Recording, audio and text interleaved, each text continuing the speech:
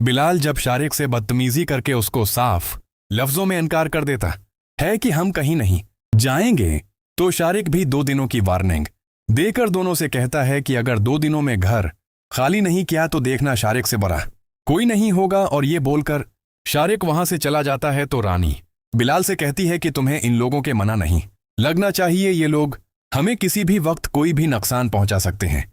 तुम्हें अंदाजा भी नहीं है कि नाजरीन, भाभी और शारिक भाई कितने घटिया इंसान हैं। ये बात सुनकर बिलाल कहता है कि ये अगर घटिया पन पर उतर सकते हैं तो मैं भी किसी से कम नहीं हूं। मैं एक अदालत जाऊंगा और सारी बातें देखूंगा।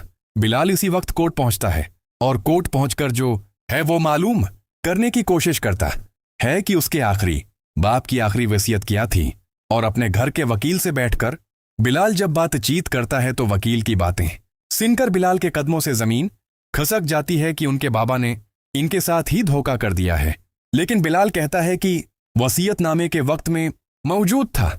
मेरे बाबा की ये वसीयत थी कि बेटियों के साथ साथ 3 बेटों का भी हिस्सा होगा और किसी एक के हवाले वो बिल्कुल जायदाद नहीं कर गए।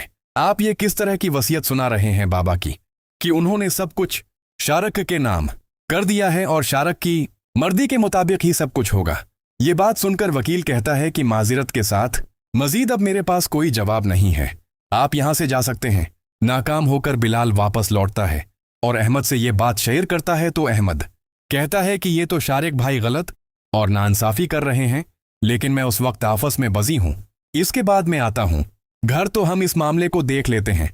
दूसरी तरफ वहां पर गड़ियाबाजी जब स्कूल में होती है तो वहां पर हमजा उसके करीब जाकर जो है इसको सारी बात करने की कोशिश करता है और अपनी मोहब्बत जताने की कोशिश करता है, अकिलाई का फायदा उठाने की कोशिश करता है। तो सादिया थप्पड़ दे मारती है हमजा के मना पर और वहीं से नाराज होकर अहमर के पास चली जाती है, जहां पर अहमर गड़ियाबाजी को घर की सारी सिचुएशन बताता है और कहता है कि आप तो हमजा भाई के साथ ऐसा न करें, आप मोहब्बत नहीं करती लेकिन वो आपसे मोहब्बत करता है। घर की सिचुएशंस पहले ही खराब हो चुकी हैं। तो गड़िया कहती है कि मैं आज चलकर शारिक से बात करती हूं, आखिर वो ऐसे कैसे कर सकता है।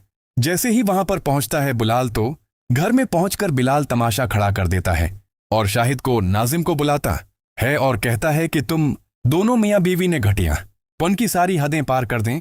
तुम दोनों को शर्म नहीं आई कि हम सब बहन भाइयों का हक खाने के लिए बैठे हुए।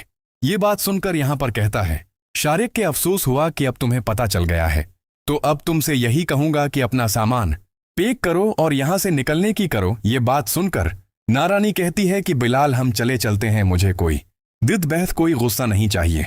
तो बिलाल गरीबान से पकड़ लेता है शारिक को और बड़े भाई के मुना पर थप्पड़ कर देता है, जिस पर शारिक को बहुत ज्यादा गुस्सा आता है। शारिक पीछे पड़ा हुआ डंडा उठाकर गुस्से में बिलाल के सर पर दे मारते हैं, जिसकी वजह से बिलाल बेहोश होकर फर्श पर गिर पड़ता है। यहाँ पर नाजरीन और रानी ये मंजर देख रही होती है। सबको वीडियो पसंद आई तो हमारे चैनल को लाइक शेयर सब्सक्राइब करना ना भूलें, बेल लाइक करके बटन दबाना ना भूलें। मिलते हैं अगली वीडियो में, शुक्रिया।